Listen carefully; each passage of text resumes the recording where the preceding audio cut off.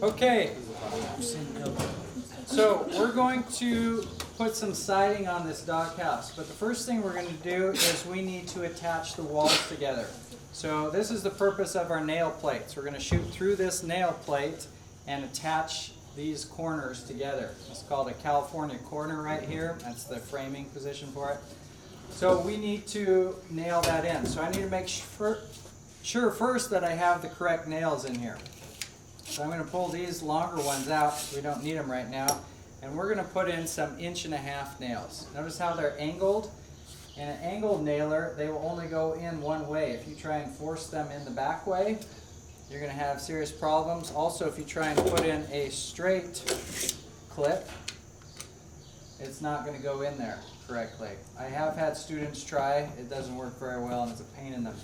It's a pain to get out. So make sure you're putting the nails in the correct direction.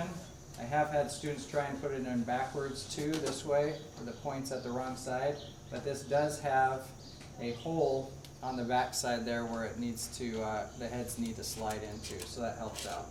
When you slide them in, you slide them all the way forward, and then all you have to do is pull this tab back right there, and it automatically sets them in there. So they drop in pretty easy. On this one, on the brad nailer, this is an 18 gauge, that's a 15 gauge. They slide all the way to the back and forward, and then you just slide that closed again. Now I'm going to nail these together. What do I need to be aware of before I nail this? The group needs to be wearing eye protection first. If I shoot this, where is that nail going to go?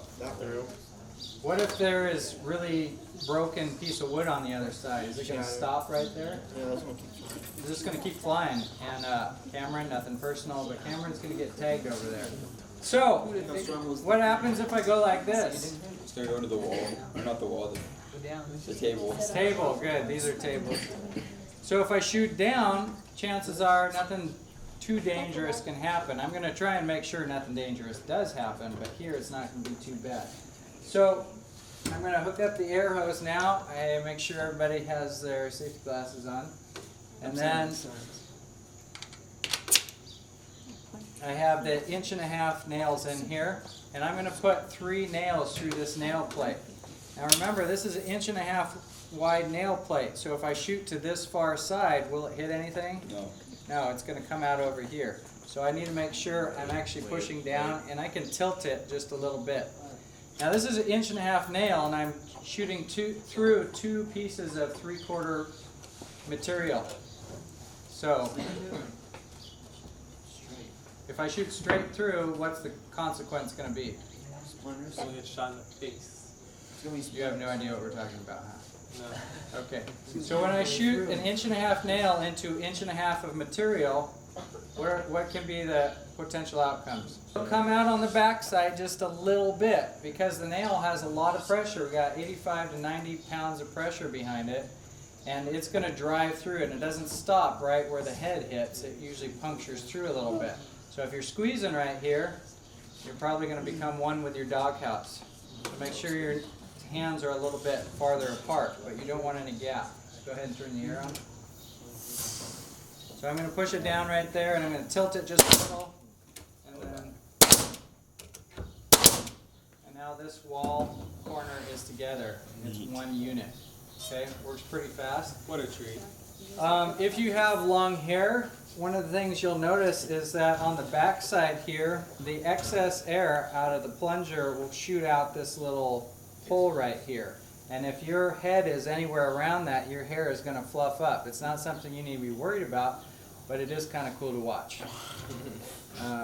On the bigger, nicer guns, you can rotate the head and point it a different direction where you are not. No pun intended. Also, yeah, pointing at somebody else. Also, the knots are one of the most dangerous places to shoot because it's so hard of material. I remember one of the first times I was on a job site, my foreman came up to me and he said, I want you to shoot these 2 top plates together. And I had to kind of get in an awkward place to get up there. And I was like, in the back of my head, I was like, well, that seems like a kind of funny shot right there. I mean, it feels like, I don't know, it feels like something would be wrong. But he told me to do it, so I tagged it. Well, he had told me to shoot in at an angle right into a knot. and I wasn't old enough to really know what was going to happen, but it was a 16 penny nailer, one of those big ones, and it hit that, and the nail just went flying off into, I mean, it was kind of scary actually, because it just went flying back into the job site. It skimmed off that really hard knot, hit the top plate, and flew back at us, and he just busted up laughing.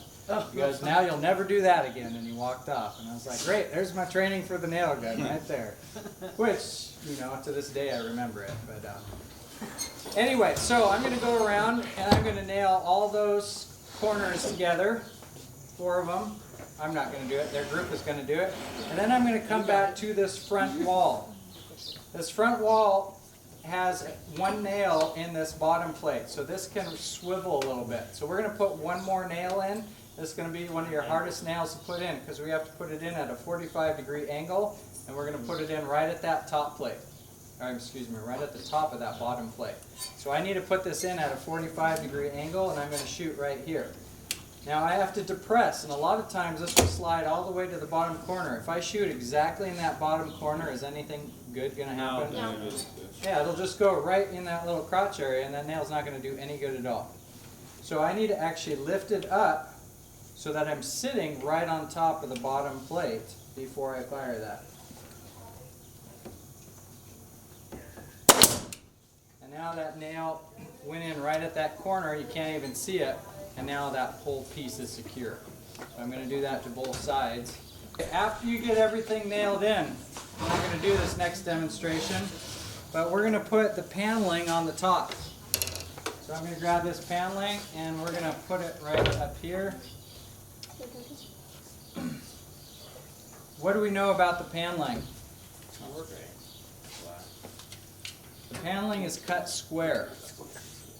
Your doghouse is going to be tilted one side or the other. So we don't know that your doghouse is square, but we know that the plywood is. So what are we going to do?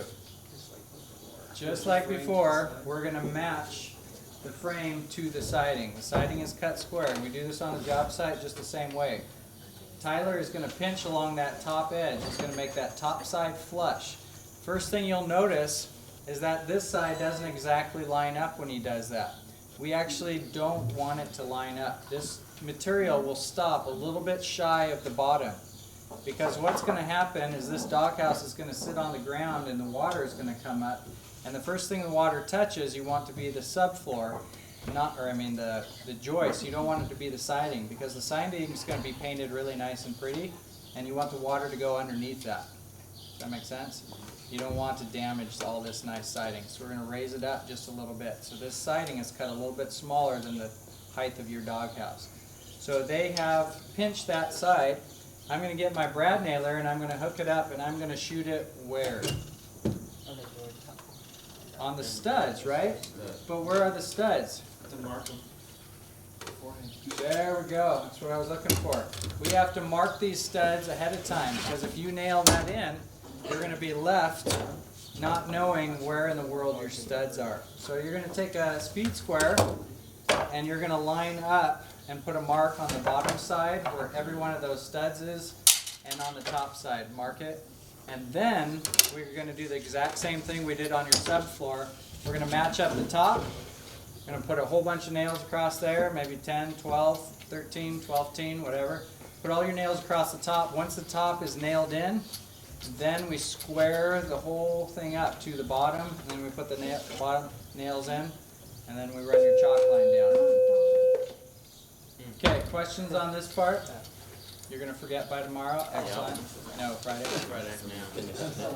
All right, so when you guys start with your nail guns, you need to practice first. You're going to get scrap wood out, you're going to practice a few shots. It's going to be really easy for one person to take over the nail gun. Because one person gets comfortable or one person is excited to do it. And that means about 4 people in the group are like, well, I don't really want to do that. That sounds scary. Are you going to get an education if you don't do it? No. I know it's scary. That's why we're doing it. All right. You got a few minutes' work.